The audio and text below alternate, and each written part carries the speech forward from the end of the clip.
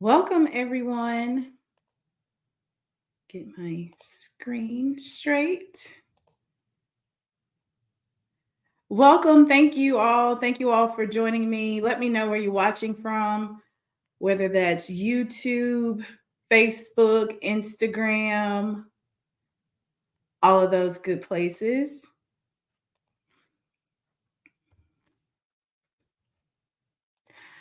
I am Dr. Erin Wheeler, and you are listening to the Refueling Station Live, where leaders of color can gain inspiration to live, be, and do well. And by leaders, I mean every one of us who's over a household, a business, a team, aspiring leaders, ministers, pastors, everybody leads. So this is a show for everyone.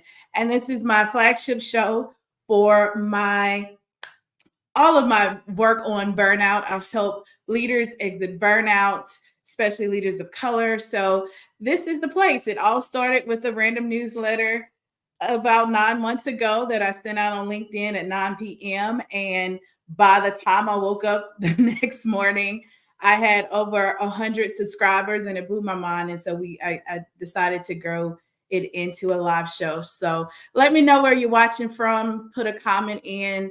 Let me know how you're doing today. Interact with me. I miss kind of being in front of people a little bit, which is very strange if you really, really know me. So thank you so much for joining. Give me a second to get my things in order. I actually lost track of time because I'm putting the finishing touches on a special challenge. It's one of my first challenges as a coach. You've seen me do the live streams, I've done webinars, but this is the 5-day challenge really to help everyone start to think about goal setting resolutions a different way, not just one off goals, not just some random resolutions, but really getting your life together. And it's aptly titled Get Your Life. Very simple. So I really want to have this is really dedicated to busy leaders. Thank you, Living in the Breeze, for joining all the way from California. So, Get Your Life is a 5-day challenge designed for busy professionals. I know we get so caught up in the work that we do and serving others and doing for others that we let the whole year go by before we actually intentionally put in effort towards how we want our life to be, how we want our life to go, and even thinking about some of the things we want to change, where we want to change. So I'm going to show you how 1 hour intentional time a day for 5 days can really set you up for success. I did this on my own, so I really want to share those strategies with me. And when I did it, that's what led me out of burnout. That's what gave me some clarity. I wasn't confused, and being confused drains your time and drains your energy. So that clarity really helps you to get through. You feel a little bit lighter. There's going to be some challenges, but even when challenges come, you've already removed some baggage, and so you'll be able to meet them head on and with a little bit of power because you know exactly who you are, where you want to be, and where you want to go. So in relation to that, today we talked about decision fatigue. We're talking about decision fatigue. I don't know where I stumbled across this topic. It could have been one of those Google News feeds. It could have been a topic on LinkedIn. But I really did dug in and did some research on this. I'm ready to share it with you.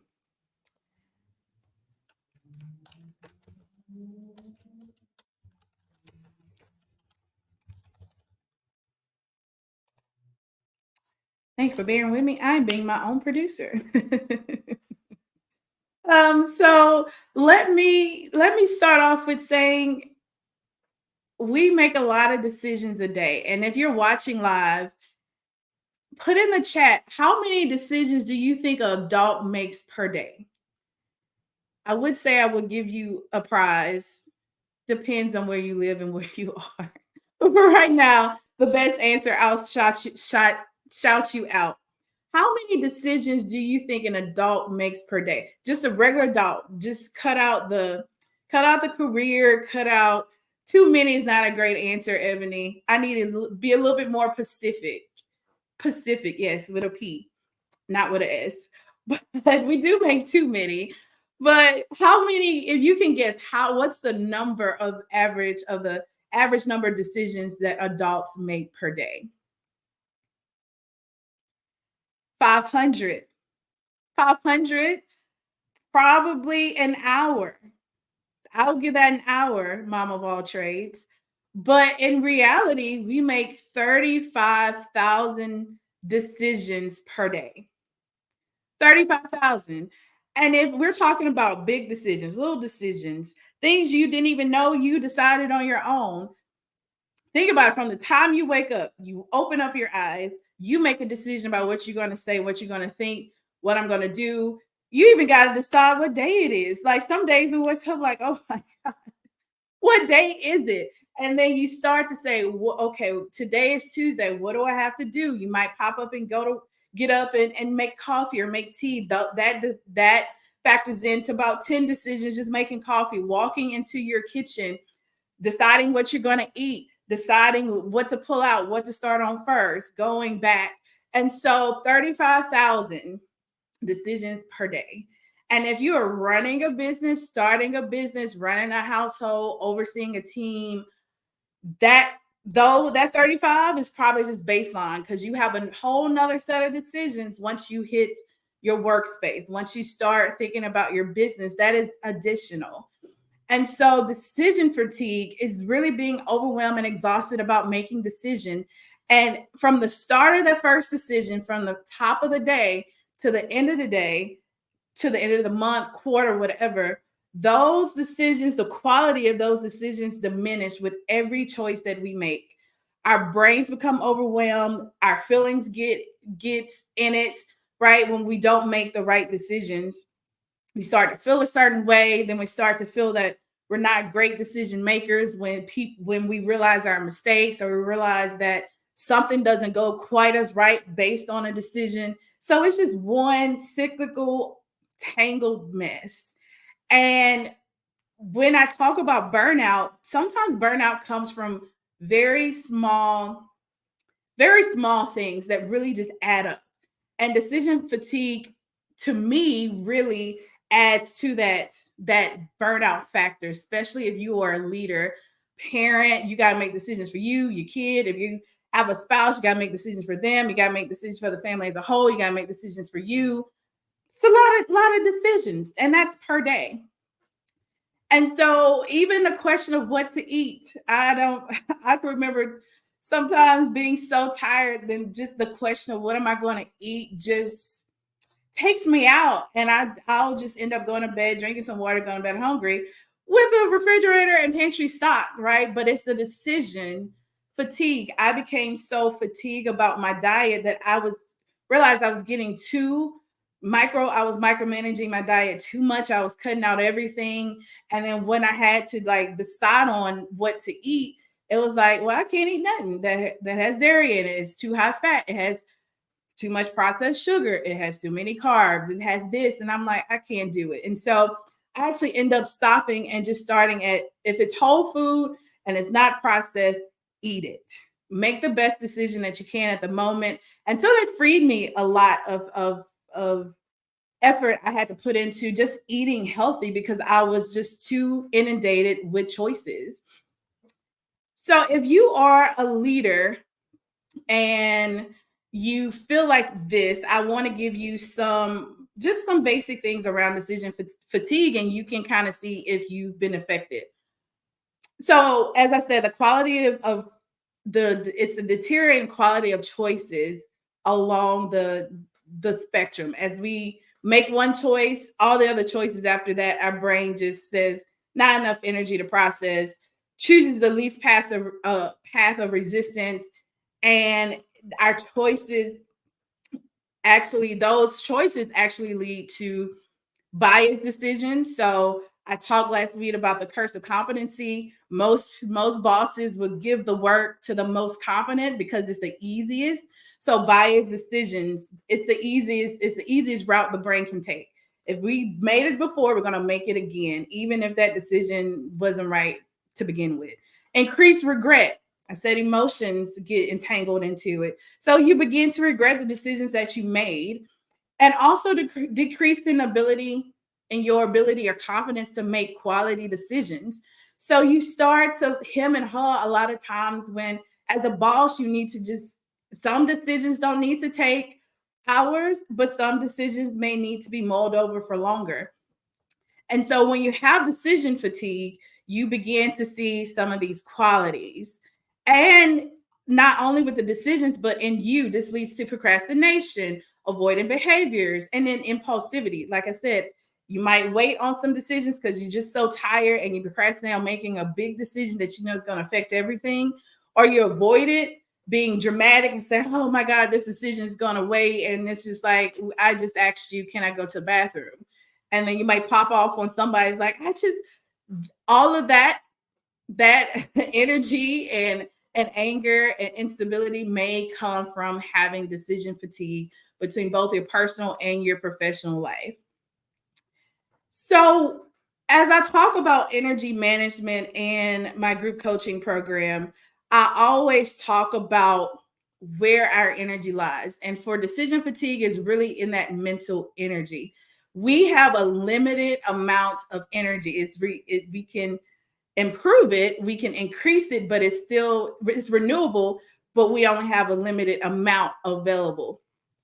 So, in order to make a decision, you need self control, you need to use logic, you need to use reasoning to make quality choices. So, if we're not eating, if we're not drinking, if we're not exercising, if we're not doing any of those quality things, those things lead to us that capacity to think and make rational, good decisions. It reduces that. And so, therefore, that's another way we become decision fatigue. Making decisions is unavoidable. We cannot not make decisions.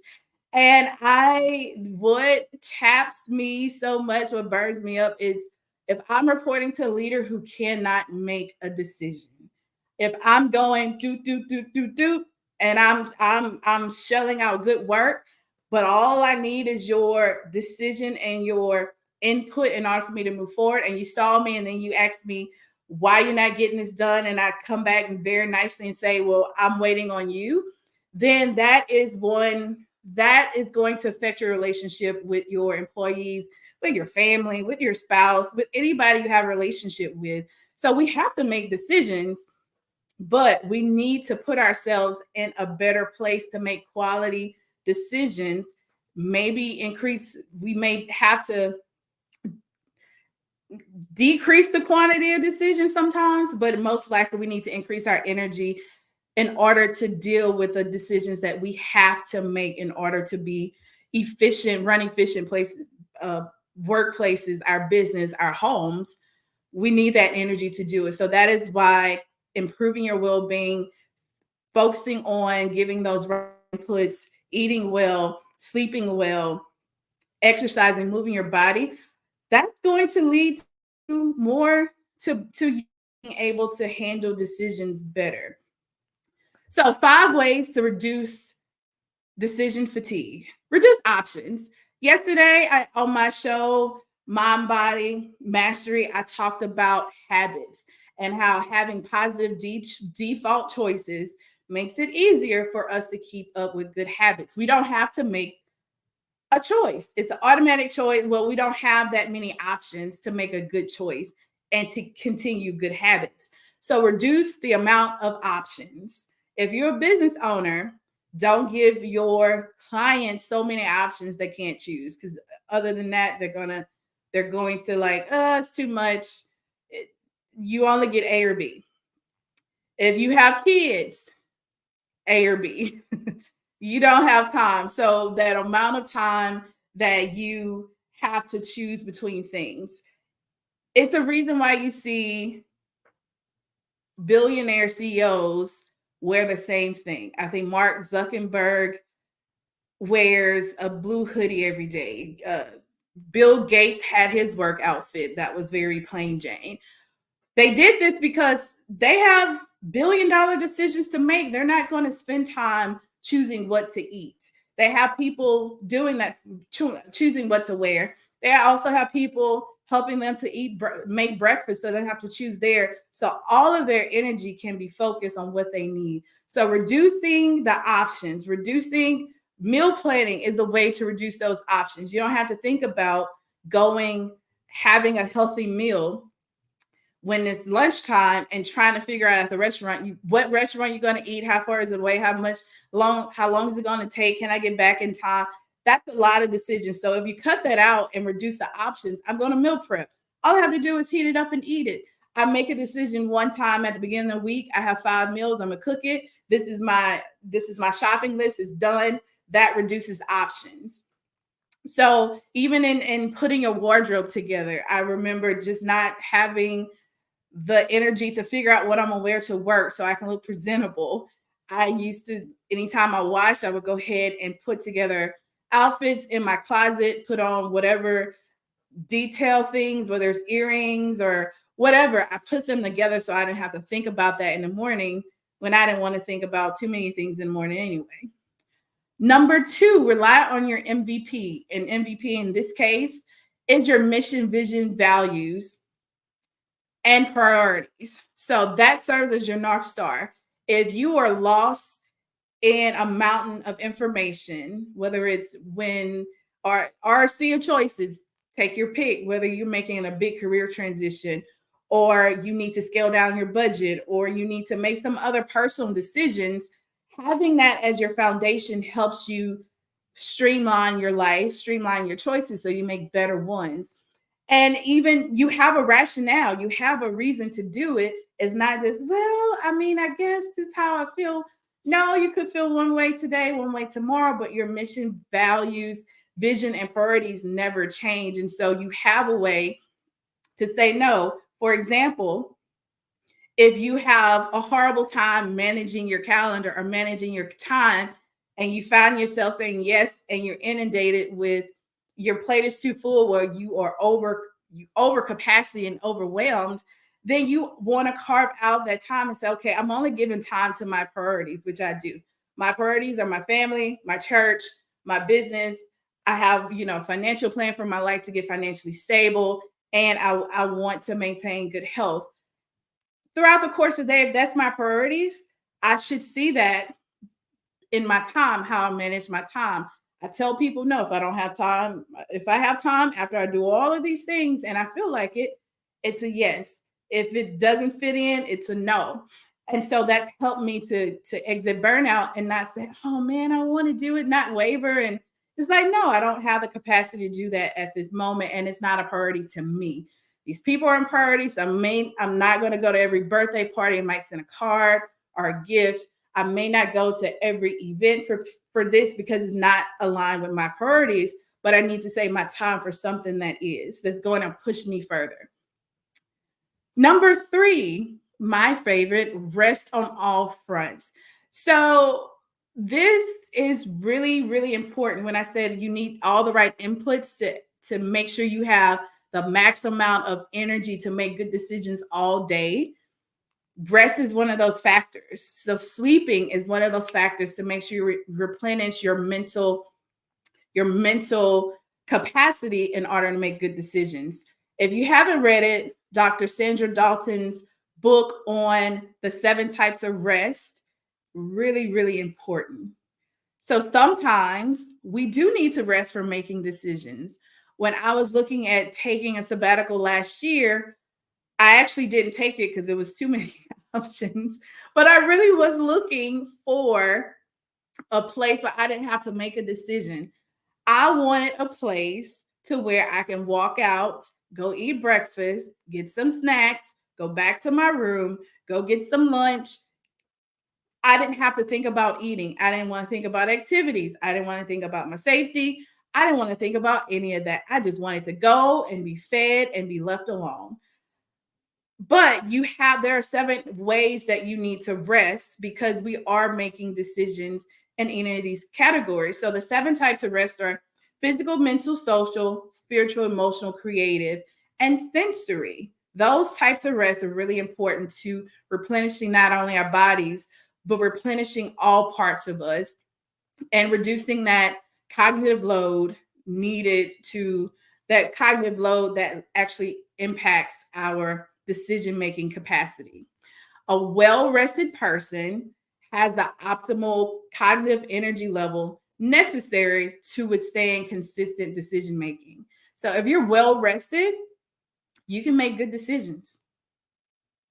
That's why sleep is important. If you did not, thank you, retrospective wellness. Yes, very true. We need our sleep. If you missed my live stream on sleep last week, go back and watch it.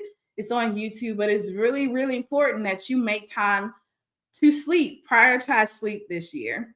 Number 4, empower others to choose. So, the quickest way to leadership burnout is to take on the burden of the tiniest, most non essential choices, i.e., for example, the micromanager.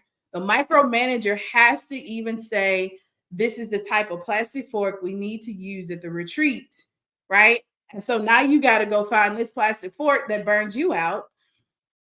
Sometimes you don't have to choose. And actually, a good leader empowers their team to choose, make the choices. Now, you may have to set the budget for the team retreat, but you don't have to pick out if we're eating chicken or ham. You might tell them, hey, when you cognizant of a menu, be cognizant of dietary choices, but you don't have to go menu and pick it out and find the place. If you got to do that, then your team isn't strong enough. But this actually relieves the burden on you and empowers your team to make better choices, which improves their efficiency. They don't have to wait on you for every little decision to come back and approve and do this. Everybody's moving at a pace that allows for more efficient productivity. So let some of that stuff go. Delegate, trust them. This year, if it's a goal of yours, you feel like overwhelmed, trust the people, trust others to help you get your work done, trust your team. And if you can't, if you give them a little decision and they mess it up, then give them 1 or 2 more chances, but give help, let people help you. You don't have to do this all on your own. That's not what a leader is. A leader facilitates, a leader guides, a leader sets the vision. They don't necessarily have to do every single minute and moment of the work. And lastly, grouping similar tasks. For me, this would wear me out thin when I was executive director of a nonprofit. Even in my solopreneur venture, going from being on the live, like I'm doing right now, to probably working on budget for my own productivity retreat, that's 2 different tasks. One task I don't like. One task right now I'm getting better at, but I can't go back to doing that. If I'm going to do it, it has to be my creative time I set aside on Wednesdays in the morning where I'm working on all social media, boom, out the door. I'm working on content Mondays when in the flow of things. I'll get this live stream, my Wednesday live stream together. I'll work on my copy for my newsletters. All of that's in the same vein. And then I might move to something else more technical or bill paying. But if you group similar tasks together, your brain doesn't have to make such a big leap to saying, what's that HTML color that I'm using for this flyer?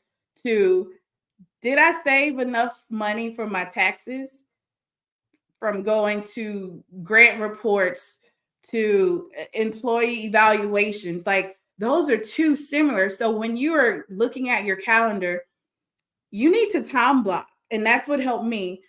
On Mondays, I get the worst thing I hated for all week. So Mondays were my administrative task day. I sat down, I did receipts, I did budget, I did finances. I had meetings with my financial person or getting prepared for that. Tuesdays, all my meetings in a row. Everybody had to meet with internal, external, all meetings. Wednesday, I took whatever I needed from those meetings to prepare, to digest. That was my focus, work on big projects. Thursday was networking. Friday was cleaning up from the week. So if you group similar tasks, you time block, that can it'll make your thinking decisions more efficiently because you don't have to go from A to Z back to H to B to C to D. You're doing the same thing at once. And so that makes your decision making a little bit more efficient and a little bit less of a cognitive load. you'll be a little more energized, get through it more, which also increases your motivation to move through certain projects and tasks. So that is decision fatigue. Let me know in the chat if this helped you.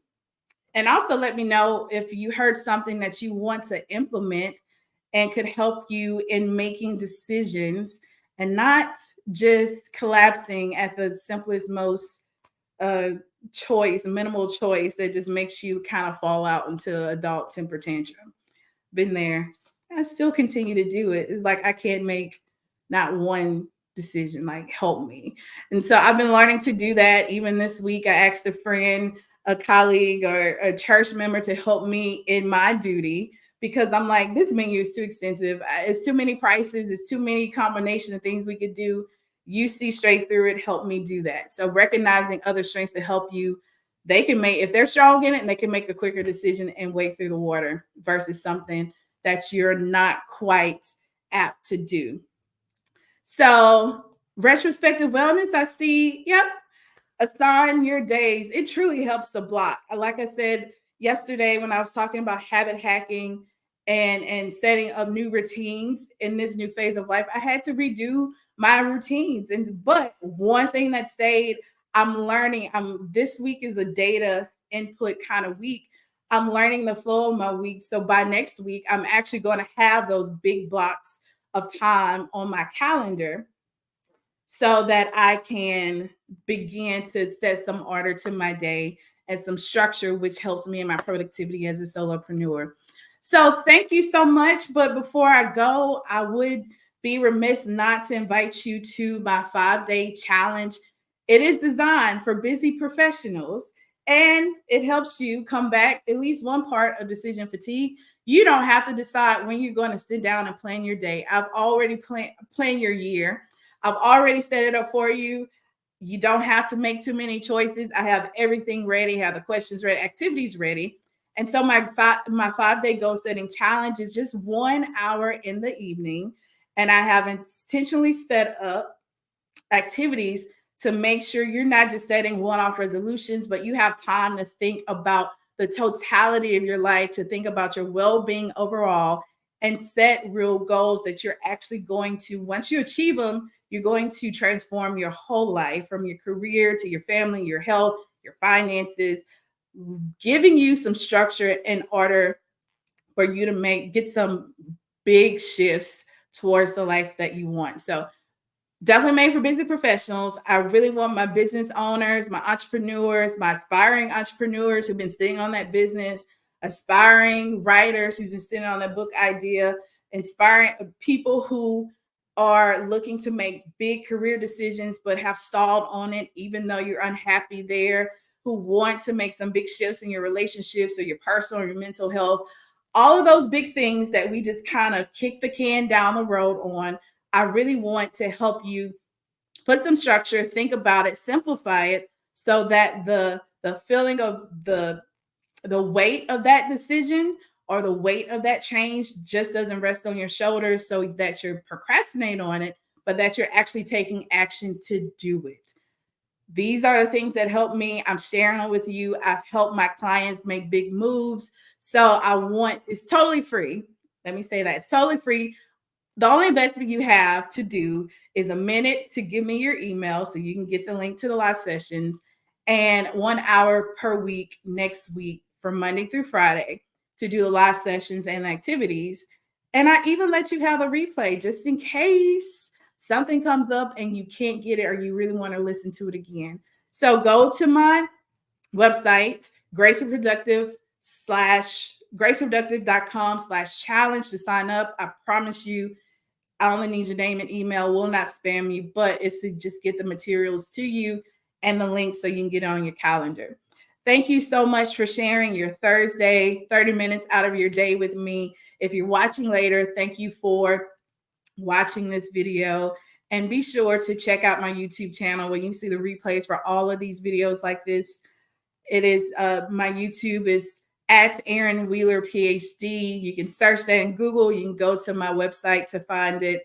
But I would love to see you subscribe, like, comment, and I need to get my my subscribers up so you can make your girl a YouTube influencer for good. Well, thank you so much, and you have a great rest of your day.